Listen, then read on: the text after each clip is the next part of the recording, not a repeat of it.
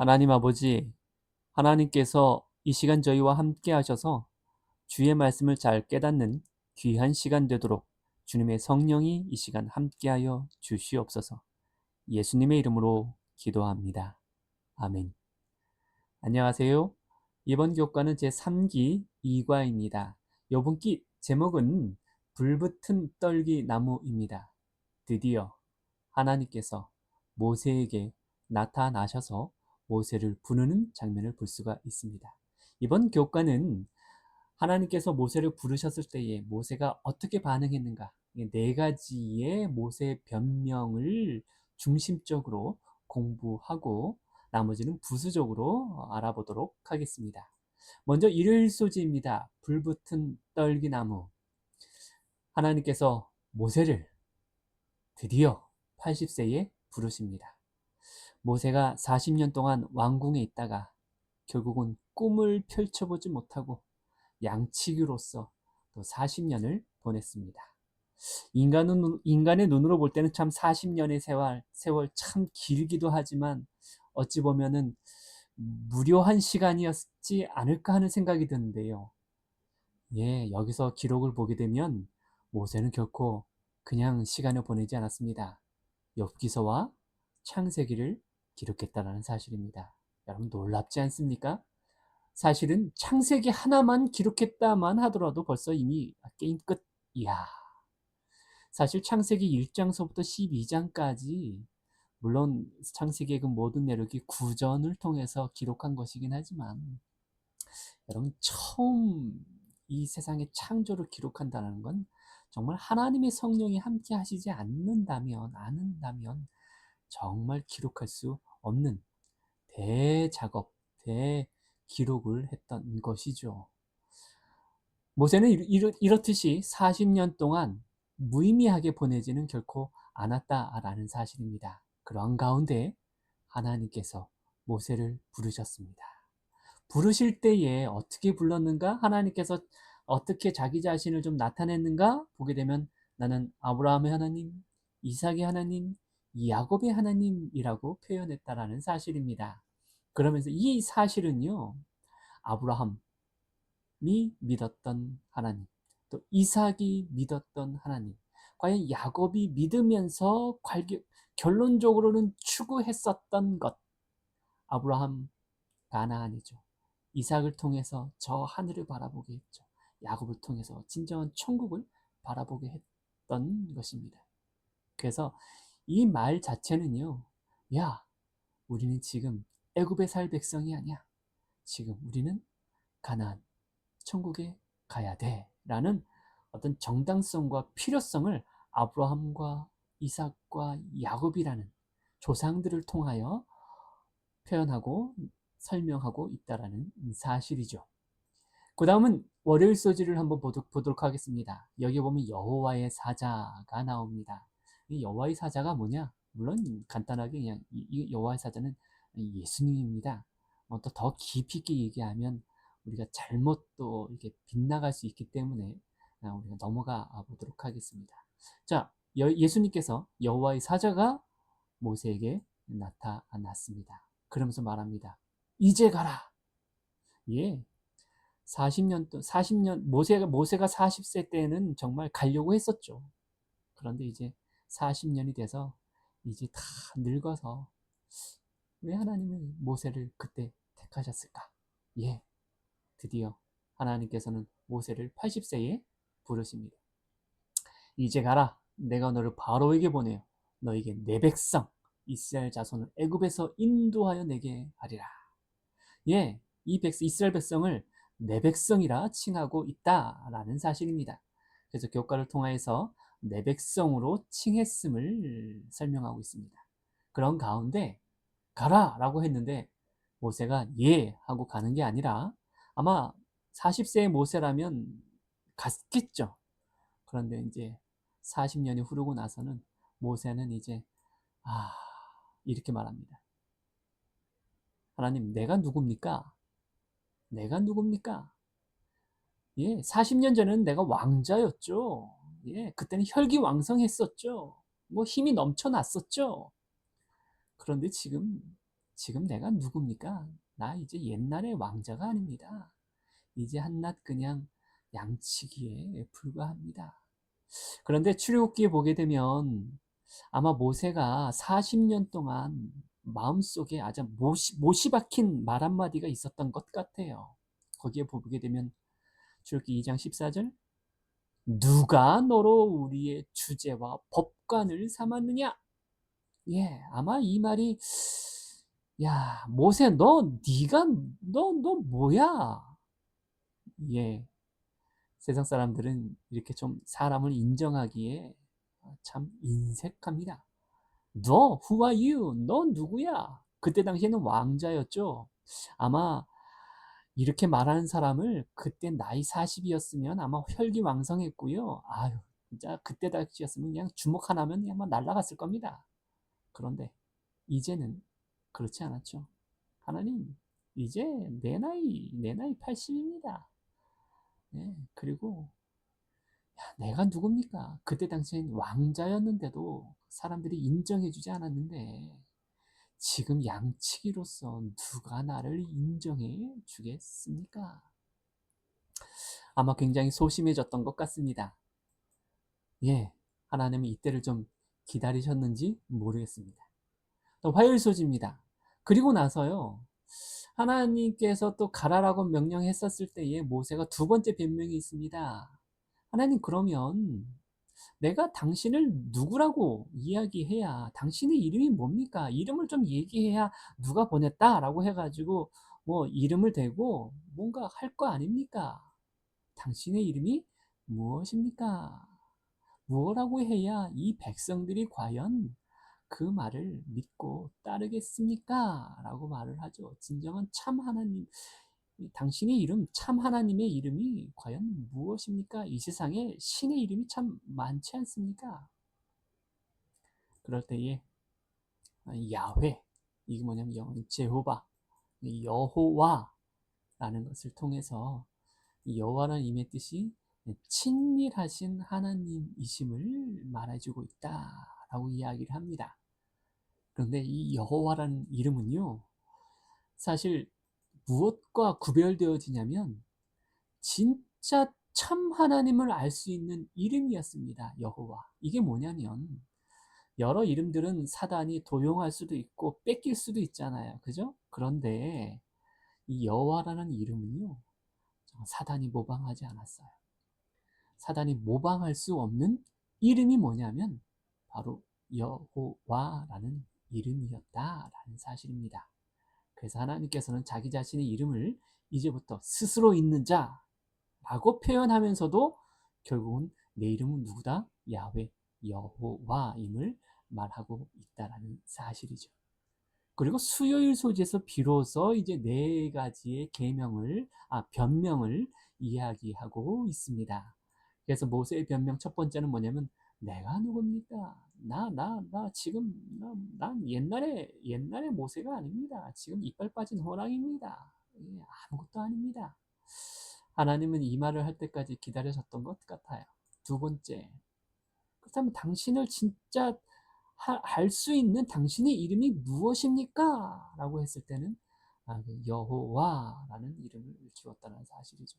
그리고 나서 세 번째, 그러면 하나님, 그런데 내가 아무리 당신이 여호와 하나님이 불렀다고 해도, 진짜 참 하나님이 불러서 가라고 해도 이 백성들이 내 말을 안 믿을 겁니다.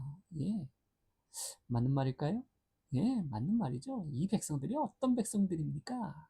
사람들을 인정하는 백성입니까? 목이 꼿꼿해가지고 하나님도 인정하지 않는 백성들인데, 인간의 교만은요, 솔직히 약이 없습니다. 그럴 때 하나님께서 아, 기적을 보여주시오. 자, 그러면서 야, 네가 갖고 있는 지팡이 있지? 지팡이 던져봐. 뱀으로 변합니다. 그럼 꼬리 집어봐. 꼬리를 집으라고요? 집어. 딱 집으니까 뱀이 지팡이로 변합니다. 예, 그리고 나서 손을 네 품속에 넣어. 품속에 넣어. 그래서 빼. 우와, 문둥병이 걸렸어요. 다시 또 넣어. 그래서 다시 빼. 문둥병이 성해졌습니다. 나았습니다. 이것은 무엇일까요? 여러분, 지팡이 이 뱀이라는 것을 통해서 이 사단을 컨트롤할 수 있는 거죠. 컨트롤하는 모세.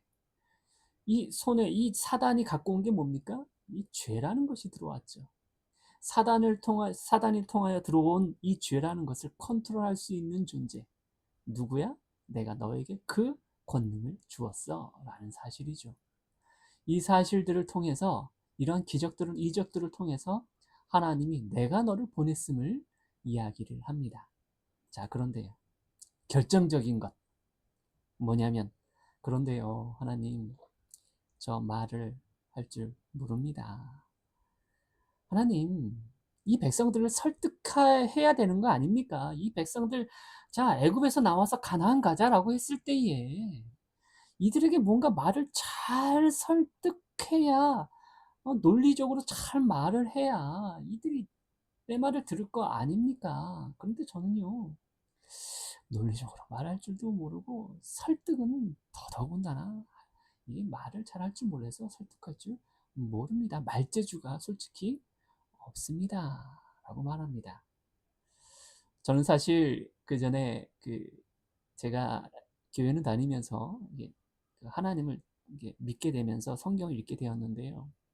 제가 고등학교 1학년 때 출애굽기를 읽게 됐습니다. 그런데 이 말을 읽으면서 참 위로를 얻었어요. 왜냐하면 제가 말을 잘 못하거든요. 저도 목사니까 할 수 없이 한 것이지 말을 하는 거지. 저는 솔직히 설교 때 제가 그 예화를 사용을 잘 안 합니다. 그리고 지금은 아예 안 합니다. 왜냐하면 물론 말씀 중심으로 가르치기 원해서이기도 하지만 솔직히 말하면 제가 말재주가 없어요. 예화를 이야기하려면 아주 뭐 좀 말의 달변인이어야 되는데 제가 솔직히 말을 잘 못합니다. 그래서요, 저는 이 말을 들으면 참 위로가 되어집니다. 예. 그런데요, 제가 임마누엘이라는 선교단에 있으면서 성경을 가리키면서 전도를 하잖아요. 티칭을 하지 않습니까? 그럼 사람들은 그래요. 이야, 사람들을 티칭하고 마음을 변화시키려면, 하나님을 믿게 하고 침례를 주려면, 야, 얼마나 똑똑하고 논리적으로 정말 말 잘해야 될까라고 생각을 합니다. 그죠? 근데 제가 몇 년 넘게, 한 20년 넘게 제가 하면서 느낀 것이 있습니다. 여러분, 그 논리와 설득은요, 한계가 있습니다. 분명히 한계가 있습니다. 사실 티칭을 통해서, 하나님의 말씀을 통해서 사람이 개종을 하고 하나님을 믿는다라는 것은요, 이건 잘한다라는 차원을 솔직히 넘어섭니다. 우리가 사람이 개종이라는 것은요, 정말, 그리고 또 하나님을 정말 믿게 된다는 것은요, 이건 정말 하나님께서 개입하지 않으면, 이건 아무리 내가 논리적으로 아무리 말빨이 좋아서 정말 말재주가 좋아서 정말 잘한다 손 치더라도요, 여러분, 불가능한 겁니다. 이거는 하나님의 성령께서 함께 하시지 않으면, 사람의 마음을 변화시키는 거는요, 그냥 성령께서 하시는 일입니다. 논리, 설득 안 됩니다. 여러분, 그렇기 때문에요, 결론적으로는요, 우리가 사실 전도자를 택하거나 누구를 이렇게 뭐 부를 때에 뭐 발음이 똑똑해야 된다, 발음이 정확해야 된다, 그 말도 틀린 말은 아닐 수 있겠지만, 여러분, 우리가 전도를 하는 거는요, 결코 논리나 어떤 말재주로 하는 게 결코 아닙니다. 이건 진짜입니다. 그래서요, 단순합니다. 진리는요, 단순합니다. 제시하는 겁니다. 내가 무언가를 논리적으로 차곡차곡 차곡차곡해서 딱 말을 해가지고 상대방이 그냥 말 한마디 못하게 딱 예수 믿어, 이럴 사람 없습니다.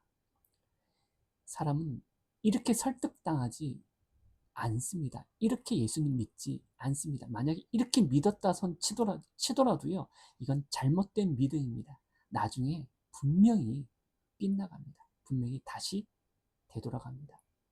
여러분, 이 진리라는 것은요, 제시입니다. 뭐 하는 게 아니냐면, 논리적으로 말재주로 설득하는 게 아닙니다. 진리는요, 뭐라고요? 제시하는 겁니다.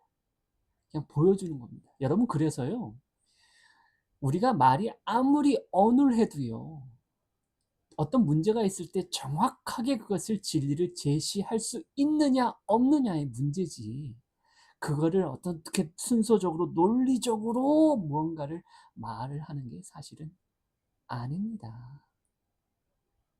예. 예, 그렇기 때문에요, 참 우리가 선교 전도를 하는 건 참 하나님의 말씀은 참 공평합니다. 예. 그래서 우리 말이 어눌하다 손 치더라도 정말 하나님의 성령이 함께 하시면요, 그 어눌한 말 가운데에서 단순히 진리를 제시했을 때 상대방은요, 하나님의 성령을 받아들이게 되면 그 말씀을 순종하게 되어 있다라는 사실입니다. 여러분, 그래서 하나님 말합니다. 누가 사람의 입을 지었느냐? 누가 벙어리나 귀머거리나 눈 밝은 자나 소경이 되게 하였느냐? 나 여호와가 아니냐. 이제 가라. 내가 네 입과 함께 있어서 할 말을 가르치리라. 예, 하나님께서 가르치십니다. 여러분, 그래서 우리가 전도자는요, 메신저는요, 메시지를 갖고 있어야 합니다. 메시지를 갖고 있어야 제시할 수 있는 거죠. 메시지를 갖고 있지 않은데 말을 한다는 건, 뭐 전도를 한다는 것은 말이 되지 않죠. 예, 먼저 우리는 메시지를 갖고 있어야 합니다. 그리고 그것을 단순히 뭐죠? 제시, 보여주는 겁니다. 그리고 선택은 상대방이 받는 자가 하는 거죠. 하나님께서 우리를 그래서 그렇게 보내셨다는 사실입니다. 그래서 드디어 모세가 갑니다. 예, 가죠. 그런데 여기 갈 때에 하나의 문제가 생겼습니다. 여기 보면 제목이 할례인데요. 이 할례라는 것은 사실상 이 생식기, 이 할례라는 것은 이 피가 나오지 않습니까? 피를 통하여 생명이 주어지는 것이거든요. 이러한 것들이 결국은 피를 통한 생명의 탄생을 이야기를 합니다. 오늘날의 할례가 결국 오늘날에 무엇으로 이제 나타나게 되냐면 침례로 보여지게 되어지죠. 결국은 여기서 보게 되면 모세가, 우리가 선교를 하든 전도를 하든 가장 중요한 게 뭘까요? 예수 그리스도입니다. 예수님께서 하신 일입니다. 예수님께서 우리에게 주신 생명입니다. 예수님께서 계시지 않으면, 예수님께서 하시지 아니하시면 우리는 아무것도 할 수가 없습니다. 그렇기에 우리의 삶 속에서는 항상 그 중심은 예수 그리스도의 십자가의 피의 공로입니다. 그래서 우리가 모세가 알고 있는 의무, 우리가 나타내야 된 순종이죠. 것들을 모세가 등한히 했다라는 사실입니다.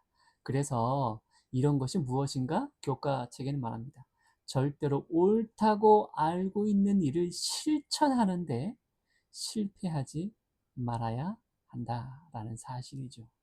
이러한 사실들을 통해서 과연 지도자가 갖추어야 할 것들이 무엇인지를 우리에게 설명하고 있다라는 사실입니다. 이제 금요일 소지입니다. 이번 교과는 하나님께서 모세를 부르셨습니다. 비록 모세가 네 가지의 변명을 하지만 그럼에도 불구하고 하나님께서 모세를 보내셨다라는 것이고, 또한 모세가 그 보내심에 순종했다라는 사실이고요. 그 뒤에는 잘 보이진 않지만 목요일 소지에 나온 것처럼 역시 십보라의 순종이 있었기 때문에 모세가 온전히 순종할 수 있었다라는 사실이죠. 이번 교과를 통해서 더욱더 하나님의 큰 은혜가 함께하길 바라면서 교과 공부를 마치도록 하겠습니다. 감사합니다.